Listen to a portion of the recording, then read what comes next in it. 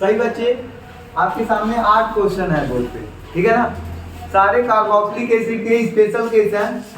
अगर ये आप सीख गए तो कार्बोक्सिलिक एसिड हो जाएंगे। और एक और बात आपको बता दें, इसके बाद कुछ और स्पेशल केस हैं, 2 बार में आपका पूरा कार्बोक्सिलिक एसिड खत्म हो जाएगा। और ये गारंटी है, इसके अलावा कहीं से क्वेश्चन आएंगे नहीं। तो ध्यान दीजिए, पहला पॉइंट, अगर आप नंबरिंग देखेंगे तो कहाँ से दिया जाएगा। इसमें एक ही कार्बोक्सिलिक एसिड है तो नंबरिंग यहाँ से देंगे 1 2 3 4 5। यहाँ पे अगर देखेंगे तो 3,3 डाईएथिल और 5 कार्बन है तो पेंटेनोइक एसिड होगा, पेंटेनोइक एसिड होगा। ये सभी बच्चों को आ रहा होगा। पहला क्वेश्चन क्लियर हुआ। सेकंड क्वेश्चन अगर आप ध्यान देंगे, अब इसमें लॉन्गेस्ट चेन किसको बनाएंगे, तो 1 2 3 4 5। सेकंड पे क्या आ रहा है, मेथाइल, तो 2 मेथाइल कितने कार्बन है, 5, तो इसका नाम होगा पेंटेनोइक एसिड।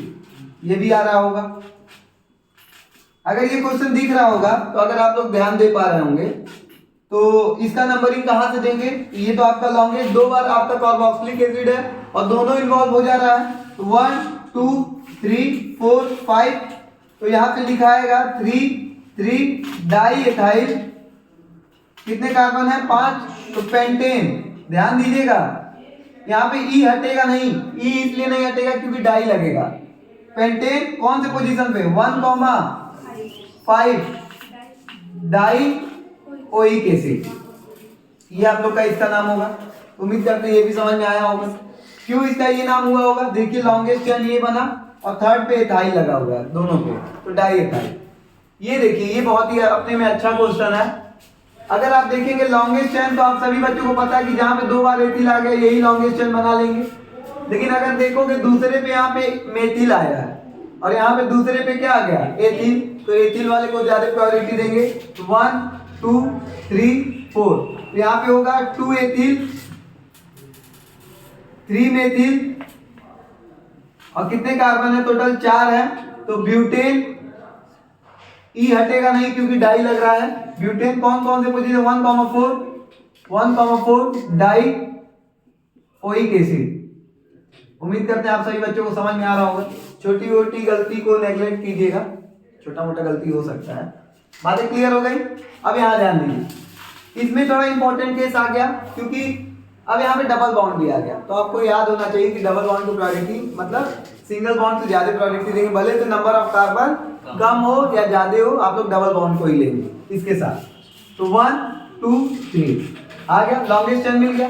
दूसरे पे क्या लगा हुआ है, अगर देखेंगे 1 2 3 3 कार्बन लगे हुए हैं। 3 कार्बन को बोलते हैं प्रोपिल, तो लिखेंगे 2 प्रोपिल और 3 कार्बन है, इसका नाम होगा प्रोपेन और प्रोपीन होगा, प्रोपीन। ई हटाओगे और 1 ओइक एसिड। ये इंपॉर्टेंट क्वेश्चन था, उम्मीद करते हैं आपको समझ में आया होगा। जो बच्चा इसको लॉन्गेस्ट चेन बना दिया होगा उसका गलत हो गया होगा। बातें क्लियर हो गई। अब देखिए यहाँ तक तो चीजें आसान थी। अब जो क्वेश्चन आपको सामने दिख रहा होगा वो तीनों स्पेशल केस के क्वेश्चन है। स्पेशल केस क्यों हम बोल रहे हैं, क्योंकि यहाँ पे जो सब्स्टिट्यूएंट लगे हुए हैं वो कॉम्प्लेक्स सब्स्टिट्यूएंट लगे हुए हैं। क्या लगे हुए हैं, कॉम्प्लेक्स सब्स्टिट्यूएंट लगे हुए हैं। कैसे देखिएगा, यहाँ पे देखिए नंबरिंग 1 2 3 4। क्या यहाँ तक तो आपको बातें अभी तक समझ में आ ही गया होगा कि डबल बॉन्ड को इन्वॉल्व करना ही करना है। दूसरे पोजीशन पे अगर देखेंगे तो दूसरे पोजीशन पे आपका कॉम्प्लेक्स चेन लगा हुआ है। कौन सा, 1 2 3 4। तो थर्ड पे क्या लगा हुआ है, मेथिल, और फिर देखिए 4 है तो ब्यूटीन। क्या बात समझ में आ रहा है? ये इस तरह आपको नाम देना पड़ेगा, क्योंकि ब्रैकेट क्यों लगाया गया ये समझ में आया, क्योंकि यहाँ पे कॉम्प्लेक्स सब्स्टिट्यूएंट आ गया। तो दूसरे पोजीशन पे, तीसरे पे मेथिल उसका है और ब्यूटीन, और फिर क्या है, 4 कार्बन है तो सिंपल सा नाम ब्यूट 3 1 ओइक एसिड। और यहाँ पे ई नहीं हटाएंगे क्योंकि ई और ओ नहीं है। समझ में आ रहा है? ये भी आप लोगों को समझ में आया होगा। अब ये आपका लास्ट केस है, इसको आप लोग डिस्कस करते हैं। पहली बात तो लॉन्गेस्ट चेन में आपको समझ में आ गया सर, अब तो ये हम लेना है क्योंकि 2 बार कार्बोक्सिलिक एसिड आ गया, डबल बॉन्ड से ज्यादा प्रायोरिटी देंगे।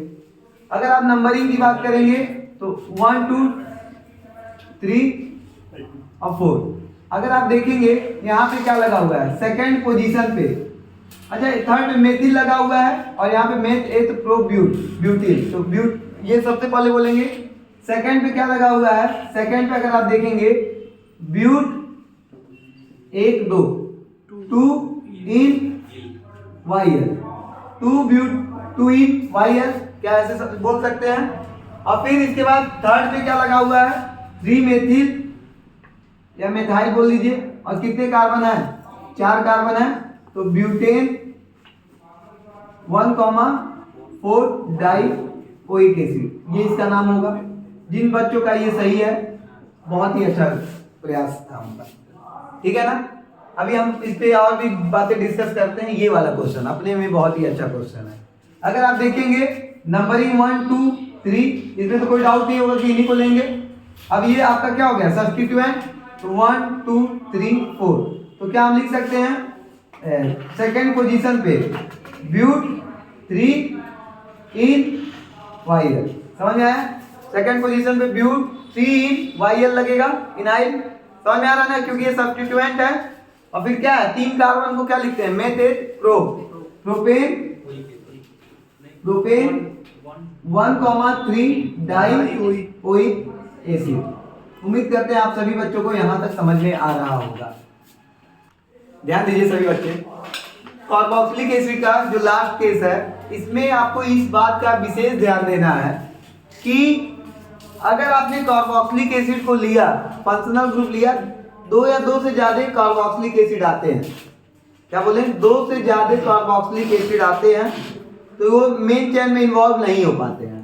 तीनों इन्वॉल्व नहीं हो पाएंगे, एक कंडीशन ऐसा भी आता है। जैसे अगर इस केस में देखेंगे तीनों एक साथ इन्वॉल्व नहीं हो पाएंगे, तब यहाँ पे स्पेशल केस आ जाता है, क्या, कार्बोक्सिलिक एसिड।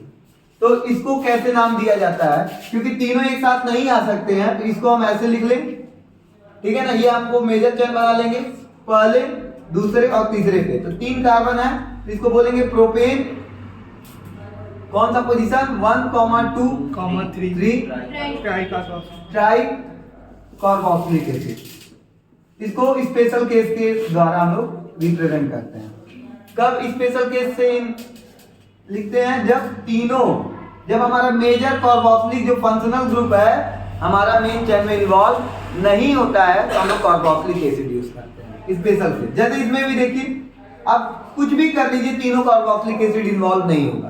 तो नंबरिंग देखो, ये तो हमारा ये मेजर चेन होगा, नंबरिंग यहां से देंगे तो क्या होगा, 1 1 2।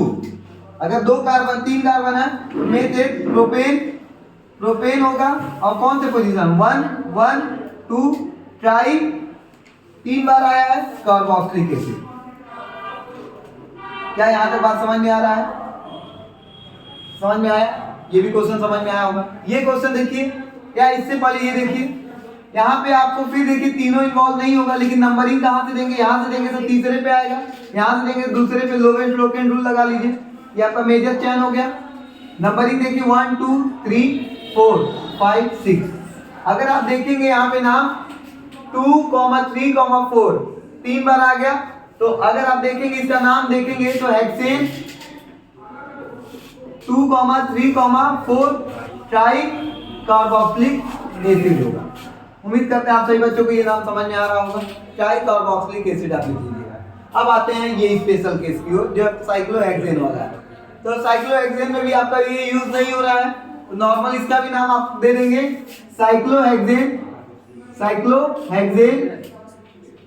कार्बोक्सिलिक एसिड इसका नाम हो जाएगा। लेकिन इसमें आपको नंबरिंग देना पड़ेगा 1 2 3। तो साइक्लोहेक्सेन तो लिखेंगे साइक्लोहेक्सेन 1,3 डाई कार्बोक्सिलिक एसिड, समझ में आ रहा है। इसी तरह लेकिन यहाँ पे नंबरिंग देने में आपको थोड़ा सा दिक्कत है, क्योंकि आप ऐसे नहीं दे सकते हैं, क्योंकि 1 2 3 4 1 और 3 और 4 पे आ रहा है, तो लोवेस्ट लोकेंड रूल को फॉलो नहीं करना है। देखो क्योंकि यहाँ से 1 2 पे ही आ जा रहा है, तो हम नंबरिंग ऐसे देंगे, इसका नाम होगा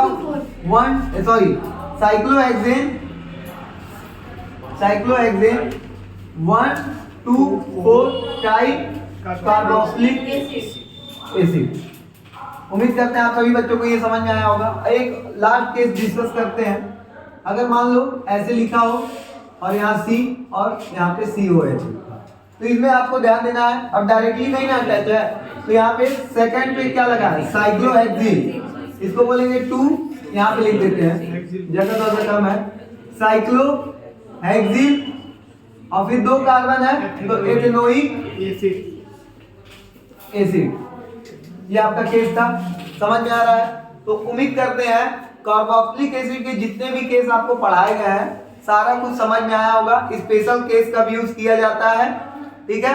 तो यहाँ पे आपका एल्डिहाइड आज पूरा खत्म होता है A to Z, carboxylic acid पूरा खत्म होता है A to Z, ठीक है। तो यहाँ तक आप लोग नोट कीजिए, फिर अगले क्लास में फिर